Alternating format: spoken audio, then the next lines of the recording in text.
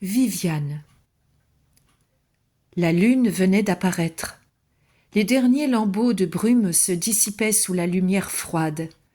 À l'orée d'une clairière où les hommes n'osaient s'aventurer, assis sous un chêne à la vaste ramure, le roi Dionas attendait.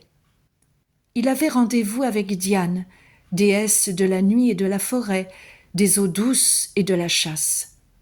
Cela faisait 5 longues années qu'il se rendait ici chaque nuit de pleine lune pour attendre la dame qui depuis toujours protégeait sa famille.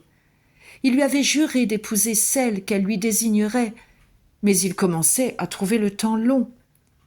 Gardien de la forêt de Brocéliande, en Petite-Bretagne, Dionas aspirait à la douceur d'une présence féminine et souhaitait régner sur une cour élégante, emplie de rires et de fêtes, plutôt que sur une forteresse habitée de guerriers. Enfin, par-dessus tout, Dionas rêvait d'un héritier. La nuit était déjà très avancée lorsqu'il entendit au loin, précédé d'aboiements, la sonnerie d'un cor. C'était l'intrépide Diane. Personne d'autre qu'elle ne chasse ainsi la nuit dans la forêt.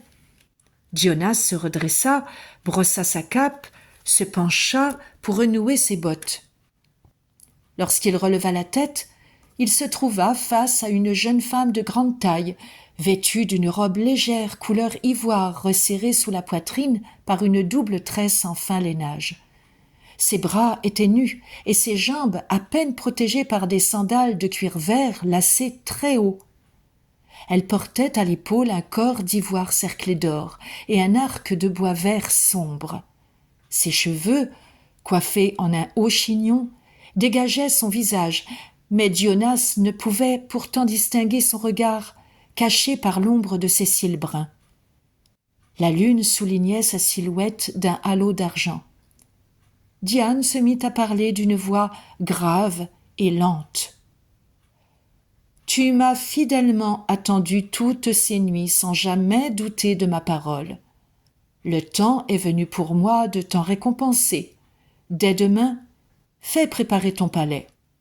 Avant la prochaine lune, tu rencontreras celle que je te destine. Elle viendra à toi, à travers le miroir des eaux, et te donnera l'enfant que tu désires. Ton cœur la reconnaîtra sans peine. » Dionas voulut parler, mais la déesse le fit taire d'un geste impérieux. « Celle qui va venir te dira bien d'autres choses. Fais-lui confiance comme à moi-même, car je parlerai par sa voix. Ne t'étonne de rien, ne te révolte pas non plus. Si tu t'en montres digne, tu trouveras avec elle un bonheur éternel. » De grands chiens blancs aux oreilles rouges entrèrent dans la clairière, entourant Diane comme une marée silencieuse. Dionas n'eut même pas le temps de la remercier, qu'elle était déjà repartie d'une course rapide. Seuls quelques aboiements lointains et l'herbe foulée lui confirmaient qu'il n'avait pas rêvé. Sur le chemin du retour, le jeune roi s'arrêta pour admirer les constellations dans le ciel si pur. La Grande Ourse et Orion brillaient d'un éclat intense. Il lui semblait que les fourrés regorgeaient de présences mystérieuses et que les sources lui murmuraient des chansons. Sans l'avoir vue, il aimait déjà la demoiselle qui régnerait bientôt auprès de lui sur son royaume forestier. Il se mit soudain à galoper vers son château, brûlant de joie et d'impatience. 3 semaines s'écoulèrent, consacrées à des préparatifs fébriles. Le château, les gens, les animaux même, s'apprêtaient à recevoir leur nouvelle maîtresse. Un matin, afin de tromper son attente, le roi partit seul vers les étangs profonds qui s'étendaient à l'ouest de ses terres. Un brouillard blanc feutrait le paysage, étouffant les bruits de la forêt. Le temps semblait suspendu. Dionas se figea sur sa monture. Il tenta si ardemment de regarder au-delà de la brume que des larmes lui vinrent aux yeux. Alors, le brouillard se déchira à la surface des eaux. Dans la lumière, une femme voilée de blanc galopait vers lui. Son cheval immaculé, effleurant à peine le lac de ses sabots étincelants, ne portait ni selle ni renne, et arborait pour seul harnachement un mince frontel de cuir blanc garni de clochettes d'or. L'inconnu s'arrêta en face de Gionas. Sans un mot, le roi se pencha vers elle, la souleva, puis l'assit devant lui sur sa selle. Le cheval blanc de la jeune inconnue repartit seul au galop. 3 mois plus tard, le roi, de retour au château après avoir inspecté ses troupes, trouva sa jeune femme en larmes. À travers ses sanglots, elle lui avoua qu'elle attendait un enfant pour le printemps suivant. Gionas fut consterné par ses pleurs. Au lieu de rayonner de fierté en lui annonçant la nouvelle, la jeune femme n'en finissait pas de gémir et de se tordre les mains, les yeux emplis de désespoir. Lorsqu'enfin elle se mit à parler, son calme glaça le cœur du roi.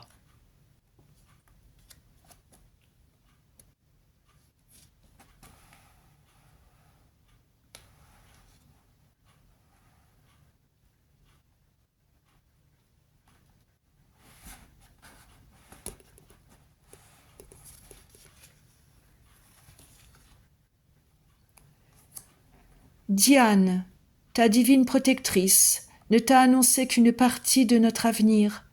C'est à moi de t'en faire connaître la suite. Nous allons donner le jour à une fille.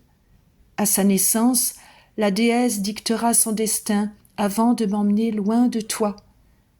Une fois accomplies les prédictions de Diane, tu seras libre de revenir vers moi. Si tu m'aimes encore, nous resterons éternellement unis, mais alors, tu devras renoncer au pays des hommes. Rarement futurs parents furent si peu pressés de voir leur enfant venir au monde. Nul pouvoir féerique ne put cependant ralentir le temps. Mars revint avec ses giboulées et ses primes verts, et par une aube de nacre, une petite fille poussait son premier cri au château de Compère. Le soir de sa naissance, une pluie d'étoiles filantes s'abattit sur la forêt. Réfugiés dans leurs appartements du donjon, Gionas et son épouse veillaient leur fille endormie. Une des étoiles sembla grossir démesurément, aveuglant tous ceux qui observaient le ciel. Quand sa lumière disparut, Diane, drapée d'argent, se dressa devant le couple royal. Elle déclara au roi : « Gionas, mon ami, je n'ai pas choisi de te faire souffrir, car tu m'es aussi cher que le fils que je n'aurai pas. Mais le destin doit s'accomplir.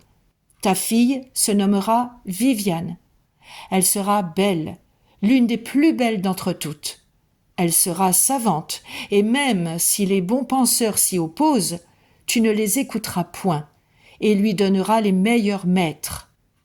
Enfin, elle sera aimée de l'homme le plus extraordinaire de son temps, et tu devras laisser ses amours suivre leur cours. En échange de ces dons, je te demande de m'accorder un contre-don. Je veux un peu de la liberté de ta fille, qu'elle soit à jamais liée à Brocéliande. Certes, son pouvoir et sa renommée dépasseront les limites de la forêt, mais elle ne pourra la quitter qu'à 3 reprises. Il lui incombera de faire des choix judicieux. »